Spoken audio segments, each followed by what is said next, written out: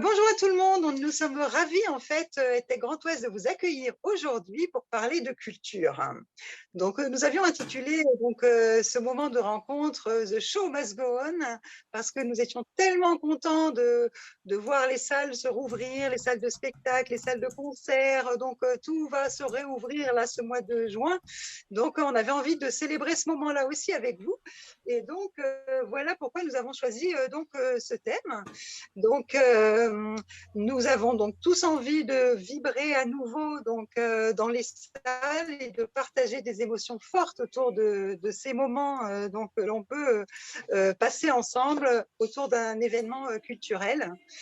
Le monde interconnecté dans lequel nous sommes, en fait, nous a permis, malgré le confinement, malgré cette crise sanitaire, de vivre quand même quelques petites parenthèses enchantées, on va dire. On a eu un petit peu des petites parenthèses musicales, théâtrales. Et donc, on a bien vu que le monde de la culture était rentré aussi dans l'ère du numérique.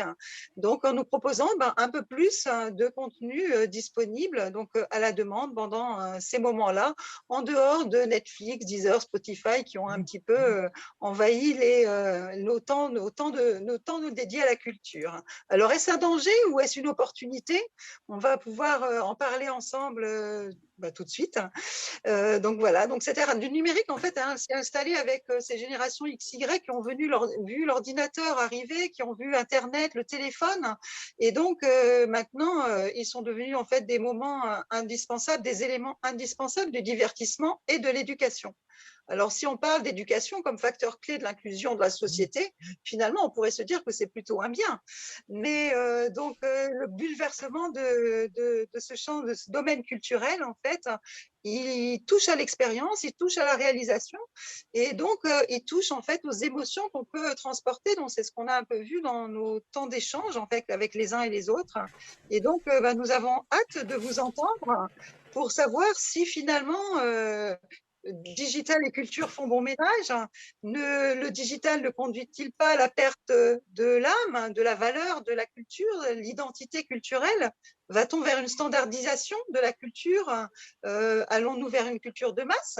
Ou est-ce que si la culture est lieu d'échange et de partage, le numérique ne serait-il pas un accélérateur et un facteur de diffusion de vos arts? Alors, je vais vous laisser la parole à nos 4 intervenants. On va accueillir d'abord Frédéric Alcaraz, qui est contrebassiste à l'Orchestre national de Bretagne, puis Michael Chenot, directeur de l'association Libre Arbitre, qui cherche à promouvoir les métiers d'artisanat d'art, et directeur de la galerie Mika. Et puis ensuite, nous serons ravis aussi d'accueillir Serge Seyer, directeur de la plateforme multiculturelle Cube, bretonne. Et ensuite, nous serons ravis de conclure ce petit tour de table avec Arnaud Louvet, dirigeant de Voyelle, et qui nous parlera aussi du dispositif qui est mis en place pour le monde culturel, pour les accompagner en fait pour trouver le meilleur du digital au service de la culture. Et il y aura une ou deux expériences aussi à nous relater. Alors, c'est à toi, Juliette, la parole. Alors, avant de me rejoindre, moi, je pense qu'il y a un petit klaxon qui est prévu avec Hubert pour nous mettre un petit peu dans le bain. Donc, pour ceux qui ne connaissent pas, il y a un lien qui est dans le chat. Et donc, il suffit de cliquer sur ce lien-là pour accéder à cet outil interactif, si vous ne le connaissez pas.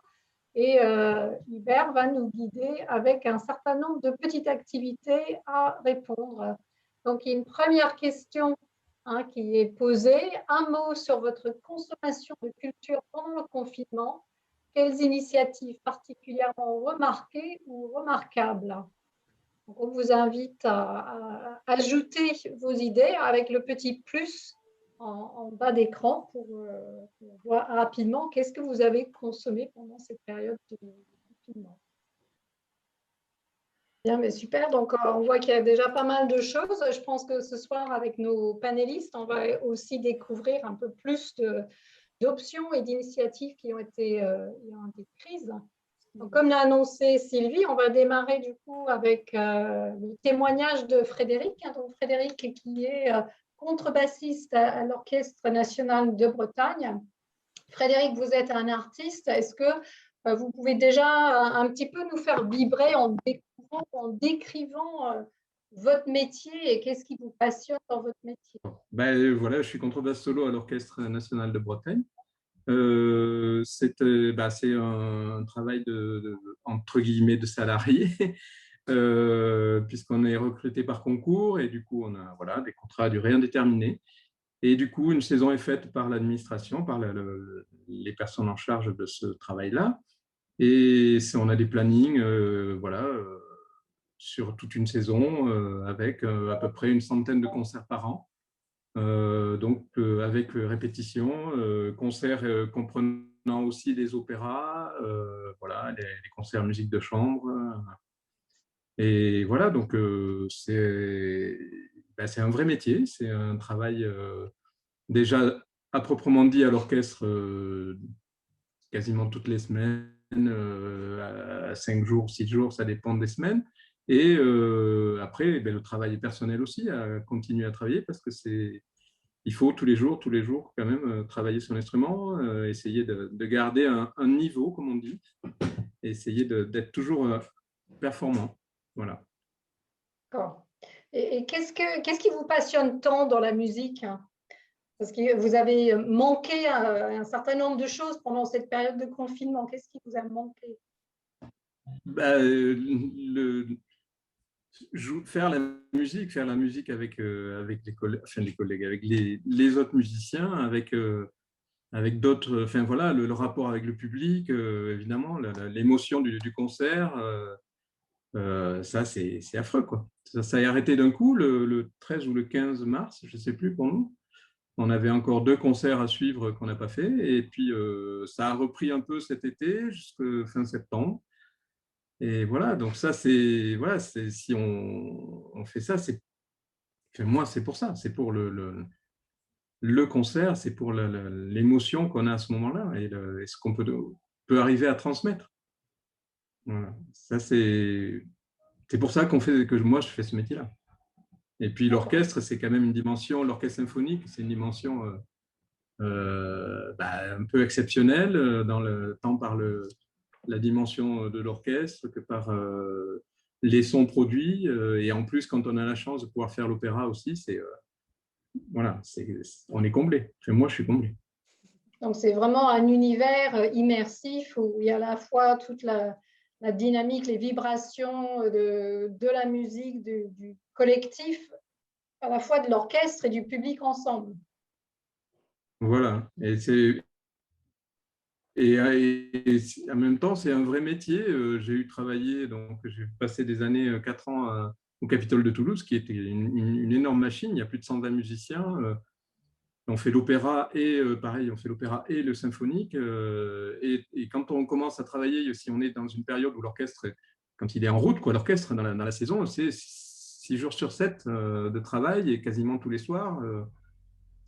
Voilà, c'est pas l'usine, mais c'est quand même un gros travail parce qu'il y a des répétitions le matin et des concerts le soir et on enchaîne et on enchaîne et ça peut durer un trimestre comme ça. Des fois, c'est quand même assez prenant. Je sais qu'à l'opéra, moi j'y ai travaillé aussi à l'opéra à Paris et j'ai des amis qui sont à l'opéra. Ils peuvent avoir 3 opéras en même temps, donc dans les doigts, entre les répétitions, les générales. Voilà, c'est un gros travail. Lorsqu'on préparait cette intervention ce soir, vous vous étiez décrit comme un dinosaure par rapport à tout ce qui est digital. Est-ce que vous pouvez nous expliquer pourquoi ce choix de mots? Alors effectivement, moi je fais partie d'une génération en plus, comme vous l'avez dit, on a appris à découvrir tout cet environnement-là qu'on ne connaissait pas. Mon premier ordinateur, j'ai dû l'avoir à 35 ans, peut-être 35, oui, au-delà. Et on est des dinosaures parce qu'en fait, à la base, ce n'est pas quelque chose qui va nous amener un plus, qui va nous apporter pour notre travail quelque chose qui va devenir indispensable. Et voilà. Après, ce qu'on a pu voir pendant le confinement, c'est qu'effectivement, il y a beaucoup de choses qui se sont passées à ce niveau-là. Beaucoup de gens qui ont fait des musiques ensemble à distance, beaucoup d'enregistrements. L'orchestre, on a fait donc des enregistrements vidéo et autres, on a fait, voilà. Mais on peut se rendre compte que la finalité, moi personnellement, je pense que ça ne pourra jamais, jamais, enfin en tout cas jamais, on dit pas jamais, mais remplacer le concert et puis l'émotion qu'on peut avoir à ce moment-là. Et surtout au niveau sonorité, parce que la musique, c'est quand même le son avant tout. Donc ça, c'est voilà, c'est un sentiment, un ressenti que la période qu'on vient de passer peut être, enfin, nous a amené. Je pense que ça ne pourra jamais remplacer vraiment ça. Donc, vous avez un métier à la fois donc de musicien pour l'orchestre, mais vous êtes également enseignant. Est-ce que vous pouvez décrire comment se sont déroulées vos activités d'enseignement pendant cette période? Donc, pendant cette période-là, surtout le premier confinement, donc j'avais un élève au pont supérieur là, à Rennes qui était en licence, qui passait sa licence à la fin de l'année. Donc, il m'a fait des vidéos toutes les semaines du travail que je lui ai demandé. Et ensuite, on a retravaillé en direct, comme on fait là, les morceaux qu'il m'avait présentés en vidéo. Bon, le problème, c'est que le son de l'instrument est déformé. Comme là, par exemple, j'ai eu du mal à vous entendre tout à l'heure. La musique, l'instrument, lui, il est carrément déformé aussi. Donc, et puis, il y a tout un travail comment dire, moi, je peux pas lui montrer. Je peux pas c'est comme un artisan qui va montrer le geste pour pouvoir faire une forme dans un bout de bois ou autre. Là, c'est la même chose et c'est des choses qui peuvent pas faire. Là, on n'arrivait pas, on se rend compte que le travail du son, de l'oreille, des nuances de couleurs, de son et autres, bon, c'est vraiment difficile à travailler. Et j'ai des collègues aussi qui sont au conservatoire et disent c'est bien parce que ça garde un contact. Lui, il a quand même fait un travail toutes les semaines enregistré, ce qui n'est pas évident d'ailleurs, parce qu'on n'a pas envie de faire un enregistrement moche, donc ça demande beaucoup de travail. Moi, les enfants aussi ont fait ça avec le conservatoire. Et voilà, à chaque fois, ils y passaient un temps pour essayer de faire quelque chose d'à peu près propre. Et voilà, ça a gardé quand même le lien, ça a gardé, mais on se rend compte aussi que voilà, il manque. On n'a pas perdu du temps, mais si quand même, il y a eu une perte de temps quand même assez importante. Et dans la ville de Rennes, elle pourrait être considérée comme assez précurseur, il me semble, dans le sens où, par exemple, il y a cette volonté de rendre les opéras plus accessibles au plus grand nombre avec les retransmissions sur la place de la mairie, etc. Est-ce que vous avez le sentiment que le digital peut quand même nous aider à transmettre ces passions, à faire connaître au plus grand public les morceaux de musique classique, les grandes œuvres musicaux? Ça, c'est indéniable. Ça, c'est sûr que les représentations, la Traviata ou Carmen, comme on a pu faire les années passées sur la place de la mairie et autres, dans d'autres endroits, ça a été suivi. C'est étonnant comme ça a été suivi. Et il y avait ce côté du direct. Voilà, le direct est important aussi. Donc, le côté digital de retransmission en direct, il y a quelque chose qui se passe, d'autant plus sur la place de la mairie, parce qu'après, les artistes venaient au balcon de l'opéra pour saluer le public qui était sur la place. Donc, il y a quand même ce rapport avec le public qui était assez magique. Et voilà, c'est quand même...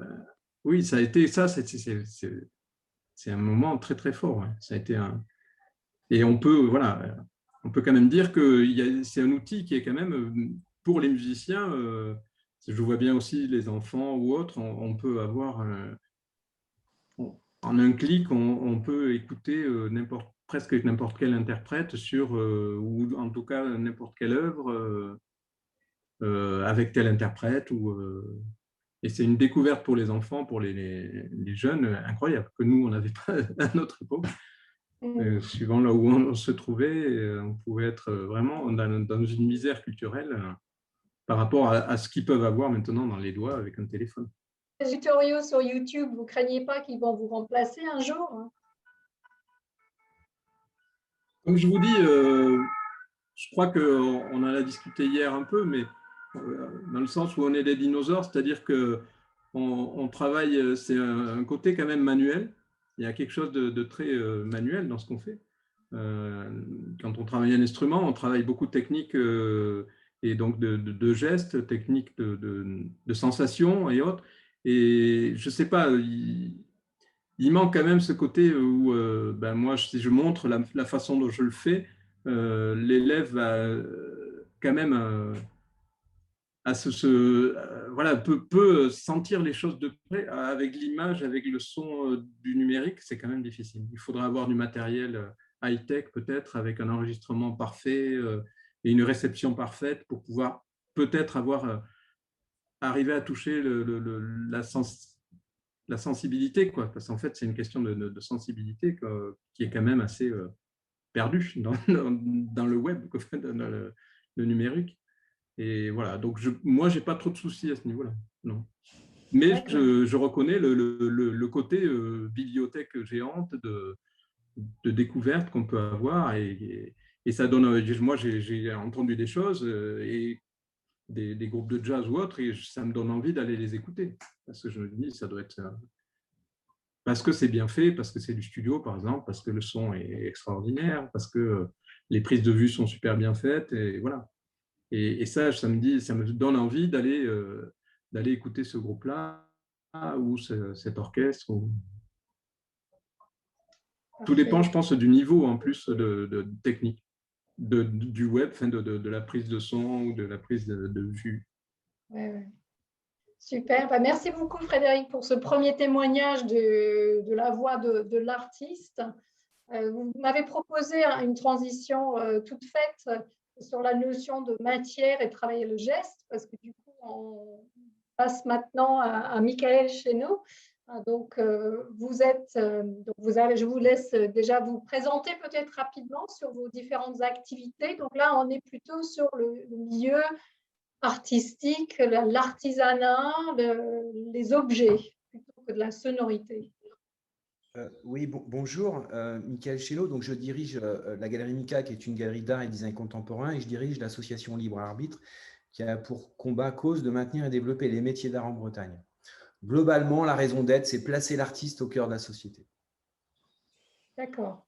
Et donc, en fait, pareil, lorsqu'on discutait hier, vous parliez de cette relation à la matière, en fait, et le besoin de travailler les matières, d'avoir une certaine accès vis-à-vis du temps, et cette notion de prendre le temps, le slow made, qu'on n'a peut-être pas dans le monde digital. Le digital va très vite, il faut que ce soit instantané. Est-ce qu'il y a une opposition à ce moment-là entre artisanat et digital, ou est-ce que les deux peuvent se rencontrer? Ben, en fait, j'ai le sentiment c'est les deux, en fait. C'est qu'il y a une opposition et à la fois, c'est comment la réduire et comment la conjuguer, comment en faire une force, en fait. Hein, comment l'artisanat et le digital et je suis convaincu qu'elles peuvent très bien matcher. Elles matchent très bien. L'artisan, effectivement, comme disait Frédéric tout à l'heure, a un lien étroit avec la matière. Il a besoin de sentir la matière, il a besoin de la voir se transformer, il a besoin de la toucher. Il y a une recherche de vérité. Effectivement, dans le digital, la matière, elle est dématérialisée. Aujourd'hui, on cherche à faire avec et à composer avec. Voilà, on a des objets en 3D. Vous pouvez, à partir d'un logiciel, prendre l'objet, le placer chez vous avec un architecte. Donc, voilà. Sauf qu'aujourd'hui, on se rend compte que la techno, elle est vite obsolète et qu'aujourd'hui, sur les rendus de matière, que ce soit de la feuille d'or ou de la technique de broderie, ou voilà, ces petits détails, on n'y arrive pas encore. On y arrivera hein, à avoir des rendus, je pense, de textures très, très proches. Aujourd'hui, on n'y est pas encore. Donc, effectivement, entre l'image et la réalité. Moi, c'est un vrai sujet sur les photos. Souvent, les gens me disent « Ah ouais, sur les photos, je voyais ça et en vrai, c'est pas pareil, c'est plus grand, plus petit. » Donc, il y a quand même une distance. Donc, on cherche à réduire la distance. Okay. Donc, un de vos activités, donc l'association Libre Arbitre, a priori, si j'ai bien compris, a un rôle de transmission des savoir-faire, des métiers de l'art, de l'artisanat. Est-ce que vous pouvez nous en dire quelques mots supplémentaires et en quoi le digital peut vous accompagner dans cette mission de transmission et de faire connaître, rayonner ces métiers qui sont en train de disparaître? Oui, alors, merci pour ça, pour me donner la parole. Effectivement, c'est que… alors, nous, on fait des vidéos, effectivement, des vidéos. On a une chaîne YouTube, autant avec la galerie que l'association, où vous pouvez voir des ateliers, en tout cas des interviews d'artisans et des ateliers, voilà, un fondeur, un doreur. Donc, le digital permet ça, permet cette accessibilité depuis chez vous. Vous visitez un atelier. Donc, c'est formidable. Ça a été pour nous, pendant le confinement, une façon de continuer à faire la promotion de ces gestes, de ces artisans, de ces artistes, et de créer du lien entre eux et le grand public, les collectionneurs, les commanditaires. Donc ça, c'est indéniable, c'est une chance. Mais là encore, voilà, c'est comment on réduit la distance, parce qu'il y a quand même un risque de percevoir, comme disait très bien Frédéric, comment je pourrais le dire, moi, dans mon domaine, mais je vais reprendre sa formulation, c'est que voilà, j'ai perdu ce que je voulais dire. Mais en tout cas, il y a une distance. Donc, si vous voulez, avec la vidéo, voilà, est une bonne chose. Pour autant, il ne faut pas que ça empêche de visiter vraiment les ateliers, en fait. C'est aussi ce risque-là, en fait. C'est que, bon, c'est bien, j'ai vu la vidéo, je vois vite un fondeur, je vois ça, ok, et puis voilà. Non, au contraire, non. Il ne faut pas que ça soit un frein, que ça empêche d'aller visiter l'atelier ou d'aller à l'opéra. Ce n'est pas parce qu'on le voit à la télé que, tiens, je n'ai pas besoin d'aller à l'opéra, parce qu'effectivement, ce rapport physique, le rapport physique à l'œuvre, hein, à la pièce, elle est d'une part précieuse. C'est ce qui nous relie à l'humanité. Malraux nous disait que l'art, c'est le plus court chemin de l'homme à l'homme. Et donc, on est vraiment dans ce sujet. Donc, il ne faut pas que la vidéo, le digital, empêche cet acte d'engagement. Il me semble que vous avez parlé hier de célébration des artistes et leur création. Oui, je tiens à le dire, hein, pendant le confinement, le monde de l'art s'est mobilisé. Hein. On a fait des ventes aux enchères. Les collectionneurs ont joué le jeu et tout ce qui a été levé, et plusieurs millions, hein, ont été redistribués à la santé, aux soignants. Donc, je tiens à le dire parce qu'effectivement, nous, dans la culture, qu'est-ce qu'on pouvait faire, hein, donc, on a joué le jeu là-dessus. Et puis, pouvez-vous répéter la question, pardon? Oui, je parlais de célébration des artistes. Moi, j'ai fait des vidéos, une pensée by Isabelle Daïron, Nathalie Crasset, pour justement interroger ces artistes à distance, puisqu'on ne pouvait pas se voir, pour continuer à faire la promotion et d'amener comme ça aussi une forme de poésie, d'accessibilité de l'art à des gens où on est isolé, en fin de compte. Donc, qu'est-ce qui nous reste? C'est ce lien digital où on peut quand même percevoir des choses. Donc ça, c'était formidable. Mais effectivement, la vraie frustration, la pénibilité, mais qui n'est rien en fait à côté de ce qu'on vivait, c'était de ne pas pouvoir célébrer les créations et de les partager et de les montrer au plus grand nombre, au même titre qu'un musicien ou un acteur d'une pièce d'opéra, il ne peut pas célébrer sa pièce, quoi. Il ne peut pas la partager, il ne peut pas vibrer à l'unisson, en fin de compte. Et ça, moi, je suis galeriste, hein, donc je ne suis pas artiste, mais quand je vais dans une foire à Paris, moi, je devais faire une foire au Jardin des Tuileries, au PAD, à Paris, au mois d'avril 2020. On n'a pas pu célébrer, je n'ai pas pu montrer la création de ces artistes. Et ça, voilà, ça nous touche. D'accord. Et donc, pour vous, de toute évidence, le numérique a transformé radicalement nos vies et tous nos secteurs d'activité. Comment vous voyez le futur cohabitation entre votre métier et le digital? Est-ce que vous êtes plutôt du côté opportunité ou plutôt côté menace?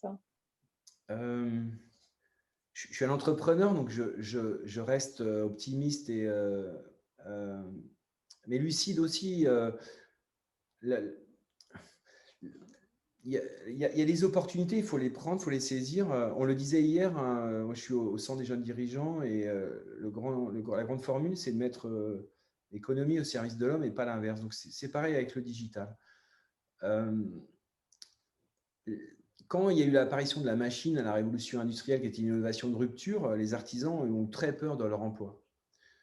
Aujourd'hui, c'est un peu pareil. C'est-à-dire moi, j'utilise la 3D, hein, j'utilise plein d'outils numériques, plein de nouvelles technologies, mais quelque part, c'est au détriment de l'artisan, puisqu'aujourd'hui, par exemple, je vous parle rapidement d'un projet, c'est une carafe. Et donc, on est obligé de faire un moule, et l'artisan m'a fait un devis d'un moule, etc., etc.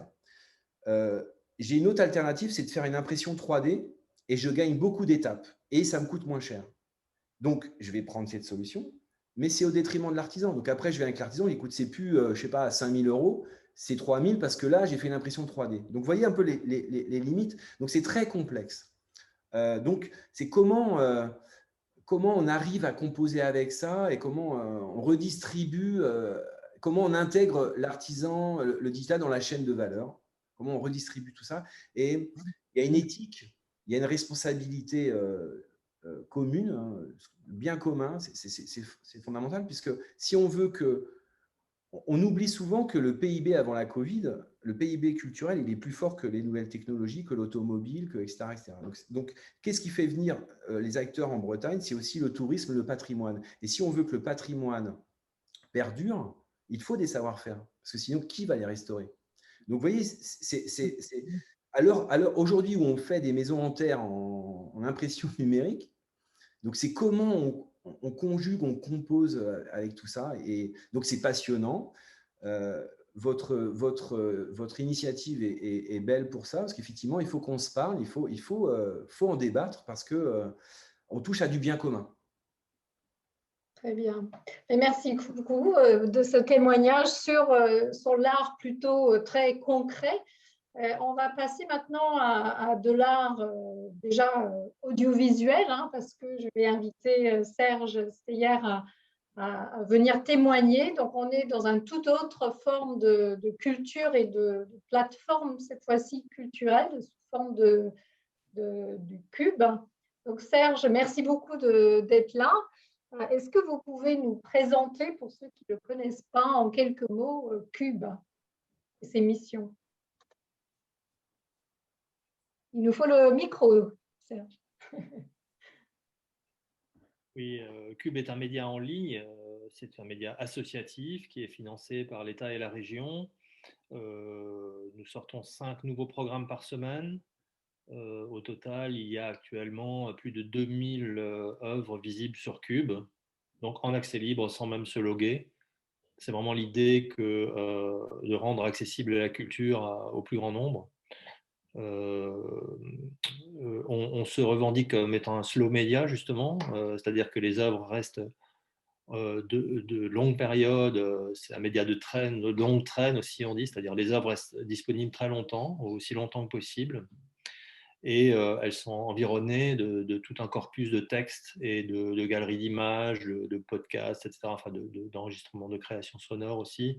Donc il y a vraiment l'idée qu'on prend son temps pour circuler à l'intérieur de l'offre de Cube quand on en a envie, quoi. Je pourrais aussi me qualifier de dinosaure du numérique, enfin bon, par rapport au numérique, quoi, parce que bon, je ne suis pas du tout un geek, comme on dit, hein. Moi, mon métier, je suis documentariste, je réalise des films documentaires depuis très longtemps. Et pour moi, le numérique, ça a été vraiment l'opportunité de passer certaines barrières, quoi. Bon, l'usage que Cube fait du numérique, du web, c'est quand même un usage qui ressemble fort à la télévision, même si la télévision ne peut pas proposer ces enrichissements par les textes et les images, mais bon, l'idée c'est de diffuser des choses, surtout par les moyens de l'audiovisuel. la télévision était quelque chose d'assez inaccessible financièrement pour des œuvres alternatives, puisque bon, Cube propose beaucoup de jeunes créateurs, enfin voilà, de nouvelles écritures, de choses qui sont hors format, et donc des choses qui, en principe, en général, pour un bon nombre d'entre elles, ne passent pas à la télévision.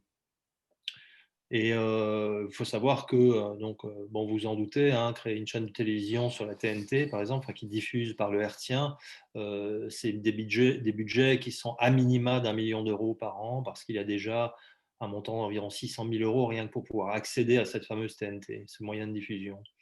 Donc, Cube peut exister aujourd'hui, bon, en faisant de gros efforts à produire ce qu'il produit avec 350 000 euros par an à peu près. Donc, on est dans des échelles d'économie différentes, très low cost aussi, on peut dire, mais qui permet de valoriser tout ce foisonnement créatif qui est spécifique à la Bretagne. On est quand même une région à part, à tout point de vue, enfin, le nombre de festivals, le nombre d'associations. Je sais que dans le domaine de l'audiovisuel, le nombre de documentaristes est très, très supérieur à ce qu'il est dans les autres régions. Je parle de ce qu'on appelle la province, hein, en dehors de Paris, Île-de-France. Et donc voilà, c'est un terrain sociologique et politique qui était favorable à l'éclosion de Cube, qui est unique en France pour l'instant. Et on a noté que pour un Alsacien, vous avez préféré entreprendre en Bretagne. Oui, bon, j'ai quitté l'Alsace à mes 18 ans et j'ai passé quelques années à Paris. Puis là, ça fait quand même plus de 25 ans que je suis en Bretagne. Mais c'est vrai que je n'aurais pas pu. Enfin, bon, j'ai toujours des amis en Alsace et l'Alsace essaye. Enfin, je témoigne régulièrement en Alsace de ce qui se passe en Bretagne et dans d'autres régions aussi d'ailleurs. Et bah, toutes ces régions-là sont à la traîne par rapport à la Bretagne. Hein. Parce que bon, Cube n'est pas sorti de nulle part non plus. Hein. En Bretagne, il y a 3 télévisions locales, dont TVRN, qui est une télévision historique. Hein. C'est une des toutes premières et qui se porte bien, et qui vraiment repose sur un modèle d'économie mixte qui est quand même très bien pensé et qui produit des résultats plutôt intéressants. Donc, les télévisions locales avaient un contrat d'objectifs et de moyens avec la région Bretagne, déjà par le passé. Et depuis 5-6 ans, donc depuis la création de Cube, il y a un nouveau contrat d'objectifs et de moyens qui associe les chaînes de télévision locales, France 3 Bretagne et Cube. Donc voilà, il y a quand même une histoire qui précède Cube, qui fait que Cube a pu exister. Des choix politiques qui ont été faits de longue date et qui aboutissent là, enfin qui continuent de produire des effets dans la durée, quoi. Vous décrivez la Bretagne comme un terre de festivals. En quoi Cube a-t-il permis à ces festivals de continuer à rayonner pendant le confinement? Oui, alors c'est vrai que depuis le printemps de l'an dernier, on a hébergé un certain nombre de programmations de festivals, surtout de cinéma, enfin de films, documentaires et autres. Et donc, voilà, c'est une offre qu'on a faite gracieusement à tous les festivals annulés. Et il y en a un certain nombre qui ont choisi donc de négocier avec les ayants droit la possibilité de diffuser tout ou partie de leur programmation sur Cube. Et donc, comme c'était l'an dernier, on a eu déjà la possibilité de faire une deuxième édition avec certains d'entre eux, comme Pêcheurs du Monde, le festival du film d'animation de Rennes, enfin de Rennes, et d'autres encore. Donc, bon, il y a cette découverte pour les festivals de pouvoir faire ça. Et donc, bon, sur la question danger ou opportunité, bah, ils l'ont interprété comme une opportunité, puisque bon, ça leur a permis d'élargir leur bassin d'influence, quoi, enfin de montrer leur choix de programmation bien au-delà de la population qu'ils touchent habituellement. Et donc, on est en train de construire pour l'avenir des éditions mixtes, donc en présentiel, couplées à une édition en ligne. Donc voilà, là, il y a vraiment l'idée qu'il y a une complémentarité dans les deux offres, quoi. C'est effectivement une tendance, je pense, qui va toucher tous les milieux, hein, parce qu'on l'a quelque part avec l'opéra qui a à la fois ses audiences à l'intérieur et sur la place à l'extérieur. Nous, à l'école de commerce, on l'a aussi dans notre enseignement avec des étudiants en classe et puis ailleurs. Et vous, pareil, du coup, avec des éditions de festivals, d'émissions, à la fois avec parfois des gens en présence et puis des options d'enrichissement et de matériaux, de documents mis à disposition qui peuvent être de nouveau transmis. Oui, c'est ça. Là-dessus, je vais dans le sens de ce que disait, je crois, Frédéric, à propos de la capacité du web à être une sorte de bibliothèque, quoi, de mémoire, mémoire et d'intelligence collective. C'est là-dessus que se base Cube, se situe Cube, quoi. Disons, à choisir. Bon, moi, personnellement, j'ai aussi une appétence plus importante pour la culture, enfin, qui à travers des rencontres, la rencontre avec les publics, la rencontre avec les artistes en train de produire leur œuvre. Mais bon, je suis aussi un lecteur. Et pour moi, l'Internet, c'est un peu comme une lecture, quoi. C'est quelque chose, justement, qu'on fait quand on est seul. On a même besoin d'être seul, souvent, pour consulter, pour lire, pour circuler sur le web. Et pour moi, c'est une extension de la pratique de la lecture. Et c'est réservé à certains moments de ma journée ou de ma vie. Et c'est comme ça que je conçois le web et de l'importance aussi d'être présent sur le web. C'est-à-dire, le web est un espace parallèle à la réalité, quoi, au monde réel, quoi. Et je pense qu'il ne faut pas abandonner le web à uniquement des géants, aux GAFA, aux influenceurs, au commerce. Voilà, il faut que la culture soit présente sur le web pour donner ces visions du monde, quoi. Et c'est justement cette diversité des visions du monde qui sont portées par les auteurs et parce que ben, c'est indispensable pour la survie de la démocratie, quoi, hein, tout simplement. C'est aussi simple que ça, d'ailleurs. Donc, aussi essentiel que ça, finalement.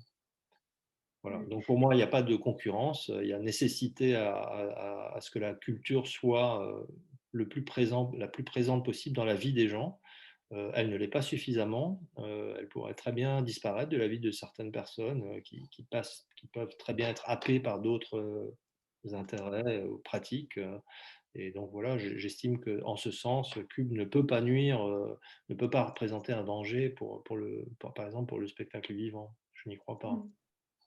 Au contraire, vous parliez hier justement de l'enrichissement, l'enrichissement des œuvres grâce à votre attention à une ligne éditoriale que vous avez sur le web qui commande, qui essaye de transmettre plus que le simple mise à disposition.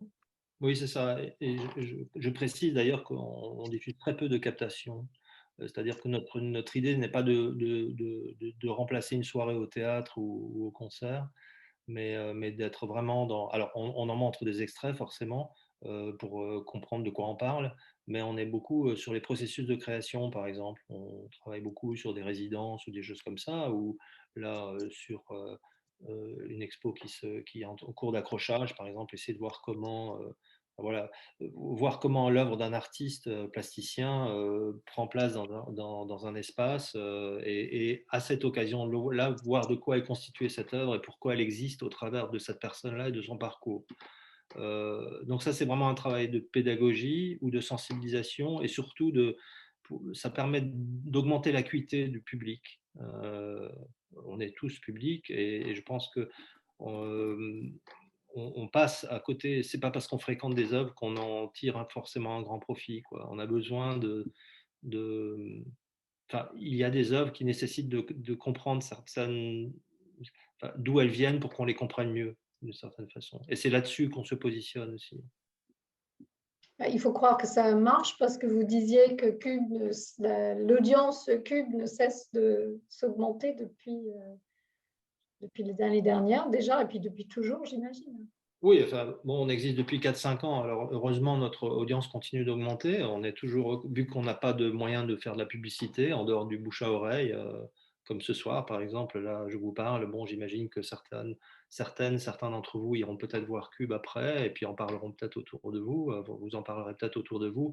C'est comme ça, le bouche à oreille, plus un peu les réseaux sociaux bien sûr que Cube se fait connaître. Donc oui, l'audience continue d'augmenter. Bon là on a un socle de 120 000 sessions par mois qui est à peu près garantie maintenant, avec des pointes qui dépassent les 150, voire même parfois les 200 000 en un mois. Mais bon, c'est beaucoup, mais ça pourrait être bien davantage. Enfin, je veux dire, on ne va pas s'arrêter en si bon chemin.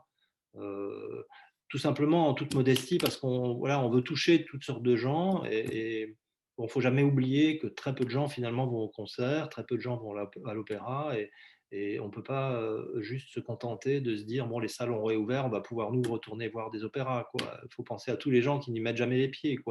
Et alors je ne dis pas que grâce à Cube, tout d'un coup, ils vont se passionner pour l'opéra, mais il faut que l'opportunité soit là. C'est une des fonctions d'un service public. Donner l'opportunité, donner l'accessibilité et espérer que quelque chose se produise. Super.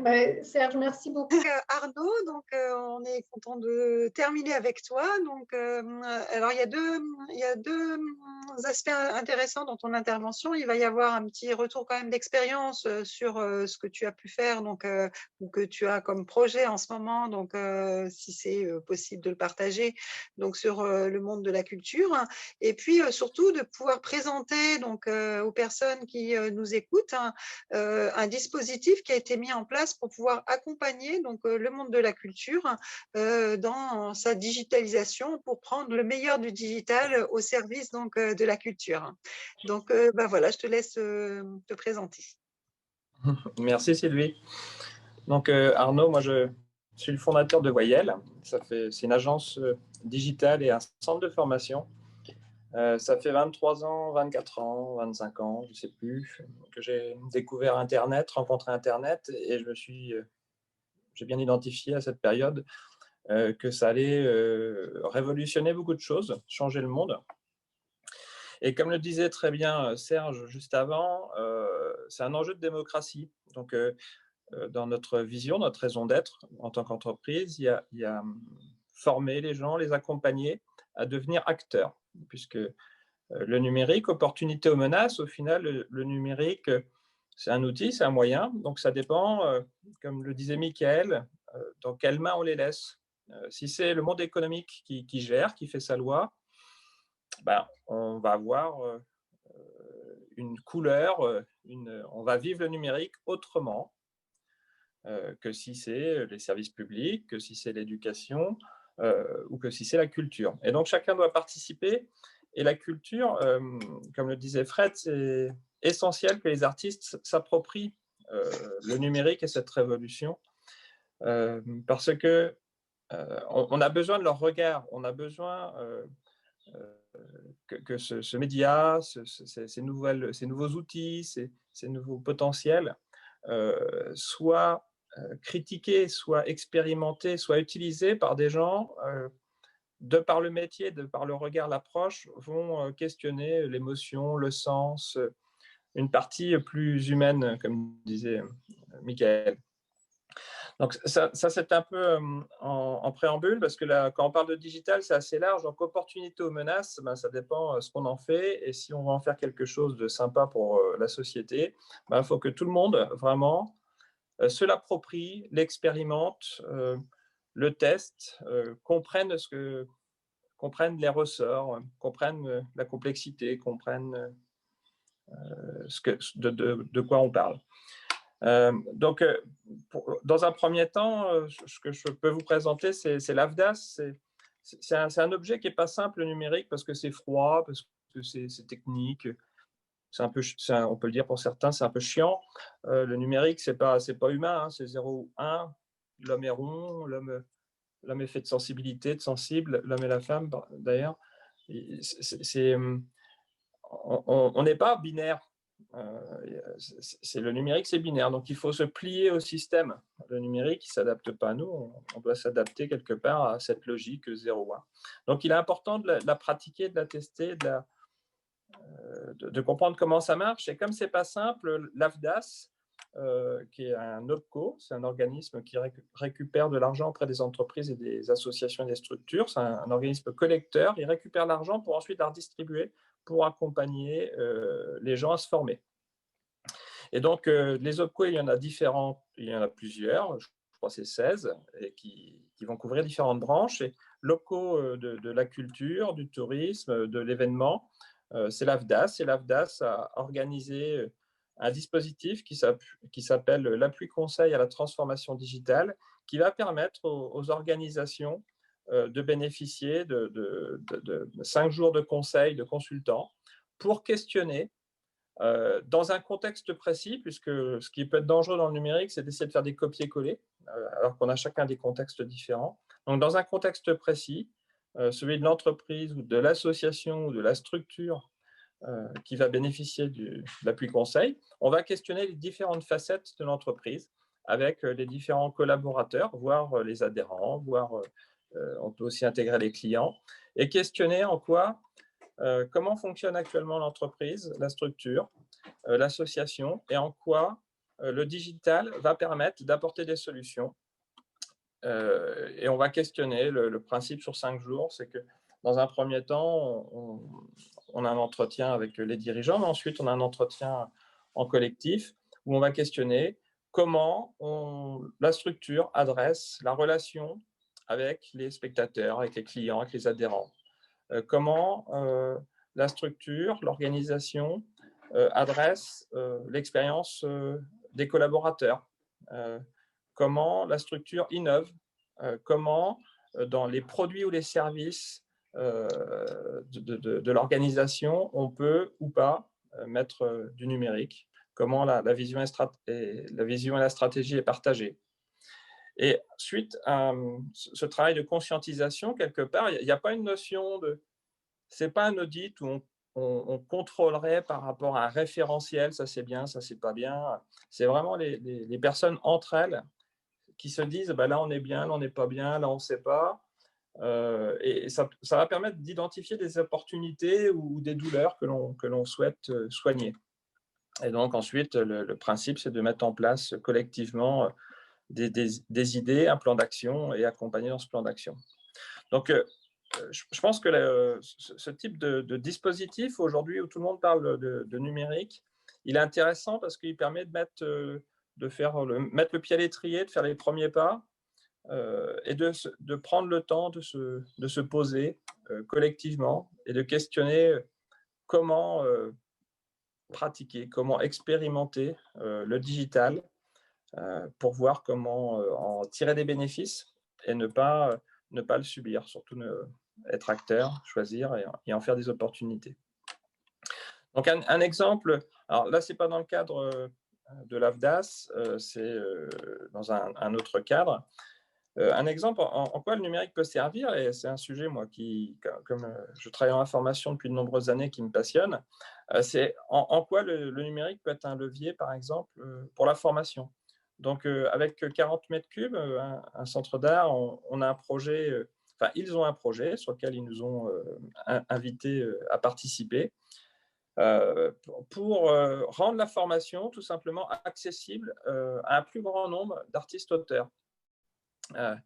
Il faut savoir qu'il y a une étude qui a été faite, je ne sais plus par qui, mais je crois que c'est les artistes-auteurs. Alors, il y a différentes catégories, mais je ne sais plus si c'est des plasticiens. Michael, tu sauras peut-être plus me dire que moi, mais il faut se dire que leur niveau de salaire moyen en Bretagne, c'est de 8 000 € par an.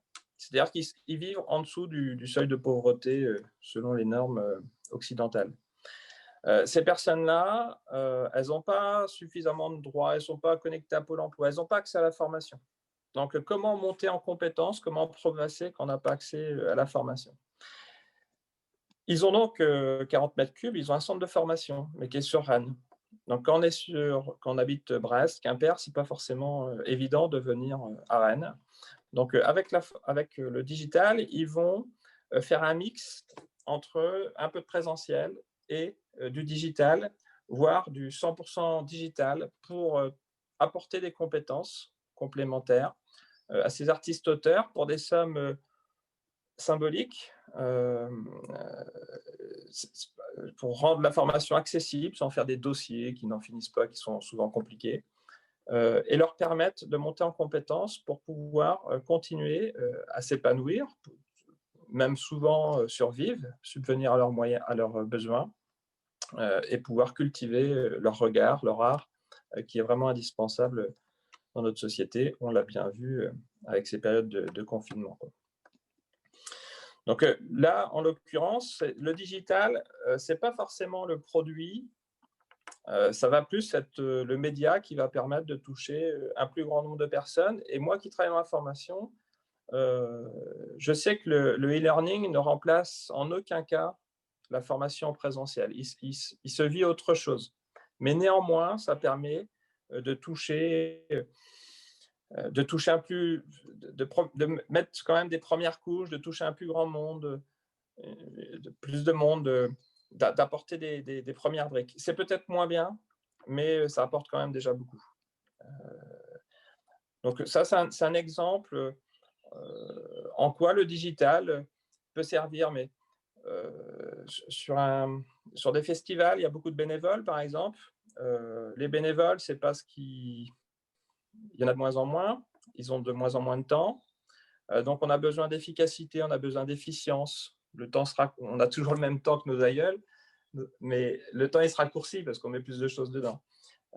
Donc, le numérique, en termes d'organisation, en termes de communication interne, en termes de coordination, va permettre de faire vivre le festival peut-être plus facilement.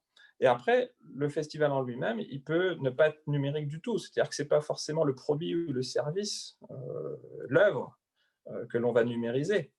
Je vois Frédéric, ça sert la musique avec des instruments acoustiques, en présentiel, etc. Il n'y a pas d'enjeu, et on ne peut pas le remplacer. Les émotions, la vibration qui se passe quand on est en concert, ça, l'idée, c'est le numérique ne va pas remplacer ça. Par contre, tout autour, comment on a communiqué, comment on a attiré le spectateur, comment on a fait les premiers pas sur l'opéra, c'est pas forcément quelque chose d'accessible. Hop, pardon. L'opéra, ça peut paraître un peu intimidant, le lieu. Hop, il y a quelqu'un qui essaie de m'appeler, excusez-moi. Une salle d'opéra, c'est un peu intimidant. Il y a toute une partie de la population qui ne va pas y aller. Culturellement, ce n'est pas son truc. Donc, c'est comment faire les premiers pas pour ouvrir un peu les portes et faire voir ce qui se passe à l'intérieur de dehors. Et puis peut-être que la prochaine fois, la personne, si elle y prend plaisir, elle ouvrira la porte, quoi. Donc, c'est vraiment un outil de médiation. Donc, j'ai été peut-être long et confus, là, je ne sais pas trop, au final. Non, pas confus, très très bien. Très très bien, Arnaud. Donc, Je pense qu'on peut enchaîner sur les questions, Sylvie ou voilà, Juliette. Oui, c'est moi, j'aurais voulu féliciter en direct parce que je suis une fan inconditionnelle de cette plateforme qui m'a sauvée même à l'étranger quand j'avais beaucoup de nostalgie de ma région et même au-delà de ça, c'est vraiment une excellente plateforme. Il faut en parler autour de vous parce que moi, je trouve que c'est la plateforme la plus justement, c'est celle qui lutte le plus contre l'homogénéité de l'offre en ligne. Qui est très surprenante, qui m'a plein de fois surprise. J'ai pu regarder des choses que j'aurais pas soupçonné regarder. Donc vraiment excellente plateforme. Parlez-en autour de vous parce qu'elle mérite vraiment d'être connue. Ben, merci beaucoup. En tout cas, on transmettra à Serge. On lui donnera la minute où vous parlez sur le replay. Et je pense que ça lui fera très, très plaisir. Hein. Donc, parce que c'est un gros combat pour arriver à produire, en fait, vraiment de mettre en ligne du travail comme ça de qualité. J'ai même fait la promotion de Cube beaucoup au Brésil où j'ai travaillé avant. Donc, fallait quand même oser pour une Bretonne de dire allez-y, regardez la culture bretonne, mais ça a fonctionné. Les Brésiliens ont beaucoup apprécié, enfin en tout cas ceux qui ont pris le temps de la découvrir. Il y a eu beaucoup d'adeptes aussi au Brésil, notamment des gens très connectés à la culture qui ont vu, au-delà de la culture régionale, qui ont vu la valeur ajoutée de cette plateforme. Donc, il faudra lui dire aussi qu'au Brésil, il a quelques adeptes. Je pourrais revenir sur ce mouvement Slow Made qui est en fait on pourrait se dire qu'il est en réaction peut-être à ce mouvement digital ou dématérialisé, mais qui ne l'est pas, mais qui en fait est composé de 6 valeurs, qui est la recherche, le geste, la pratique, la transmission, l'appropriation et le prix juste. Ce mouvement encourage une éthique responsable de l'auteur et du producteur et engage le consommateur à devenir acteur en choisissant un objet porteur de valeurs partagées. Le slow made oppose au modèle de consommation tout jetable un modèle durable visant à produire moins et mieux. Face à l'obsolescence programmée des objets, le mouvement vise à soutenir la pérennité programmée. Le slow made signifie ainsi fait avec le temps nécessaire. Bon, ça rejoint ce que disait aussi Arnaud. Mais en tout cas, voilà ce qu'est le mouvement slow made dans sa définition exacte. C'est que a pour objectif la réhabilitation de la valeur temps pour mieux produire, mieux travailler et mieux consommer. Voilà ce que je pourrais ajouter. Oui. Bon, ben merci. Hein. Ça va quand même avec les tendances. Les tendances, hein, on cherche quand même plutôt, on essaie d'oublier quand même cette mode du jetable. Quand on parle vraiment aussi d'économie circulaire, donc de réemploi, donc je pense qu'on chemine aussi, hein, donc vers tout ça. Hein, mais donc voilà. Donc en tout cas, c'était intéressant de le rajouter. Donc moi, personnellement, je voudrais juste dire que j'étais contente d'avoir ce moment-là parce que bon, la culture, elle est essentielle en fait pour la construction de chacune et de chacun. Et elle permet quand même de comprendre le monde et elle permet de comprendre les autres, hein, les sources de tolérance. Hein. Elle permet d'accepter donc les différences. Donc, et c'est important cette compréhension du monde, hein, donc qui se fait par la culture. Donc, c'était vraiment essentiel. Donc, cette place de la culture et ça a été un débat au moment du confinement où la culture, pourquoi la culture n'est pas essentielle, n'est pas un bien essentiel. Hein. Et donc voilà. Donc, c'était intéressant de revenir sur ce sujet-là et sous cet angle-là. Donc, en tout cas, moi, je suis très contente de vos contributions. Je vous remercie infiniment, en tout cas, d'y avoir participé. Et je vais laisser Luc faire sa petite conclusion finale. Oui, volontiers. Ce que tu disais me faisait penser aussi aux pays où on n'a pas accès à la culture et souvent c'est des lieux de privation de liberté. Et en ces temps où on a eu l'impression d'être restreint dans nos libertés, ben, en plus d'avoir la culture comme parent pauvre de ces moments-là, c'est d'autant plus dur. Et la culture permet de se connaître soi-même et de connaître les hommes. Alors, plutôt que vraiment une synthèse, j'avais envie d'ouvrir un tout petit peu le débat de manière succincte, de pas forcément opposer le digital et la culture. Est-ce qu'on pourrait ouvrir ce questionnement pour des sujets prochains, plutôt, enfin pas comme un danger, une opportunité, mais de voir ça plutôt comme un frein ou une accélération. Arnaud parlait d'outils, donc ça peut être le lien. Moi, je dirais que bah, du coup, le digital peut être comme une pré-découverte finalement de certains arts auxquels on n'aurait pas été confronté, qu'on n'aurait peut-être pas pu voir. Ça augmente l'audience au détriment de l'émotion, de la proximité, effectivement. Mais c'est pareil, ça peut être une première approche pour des artistes d'avoir une audience tout de suite plus importante et d'avoir envie d'aller les voir en concert après. Je pensais par exemple à la musique électronique qui ne peut pas exister sans digital et ça n'empêche pas de faire des concerts après. Un petit exemple, Google Earth, on peut visiter des sites archéologiques, mais ça met juste l'eau à la bouche. On ira forcément visiter le site à un moment ou à un autre. Il y a même des jeux d'énigmes sur Google Earth pour découvrir des nouveaux lieux historiques pour les enfants et d'ailleurs pour les grands adultes, les grands enfants qu'on est aussi. Moi, j'ai découvert par exemple un temple bouddhiste en plein milieu de la Bretagne. Mais le numérique et le digital m'a permis de porter ce lieu au plus grand nombre et de faire découvrir cet endroit à d'autres. On discutait hier de l'algorithme et de l'intelligence artificielle qui permet qui écrème un petit peu, par exemple sur Deezer et qui donne les grands artistes en priorité, mais ça permet d'un autre côté de partager des playlists avec son entourage et d'ouvrir de confronter les générations, de faire ressortir l'art différemment. L'intelligence artificielle peut être aussi un plus pour faire émerger des nouveaux morceaux de musique.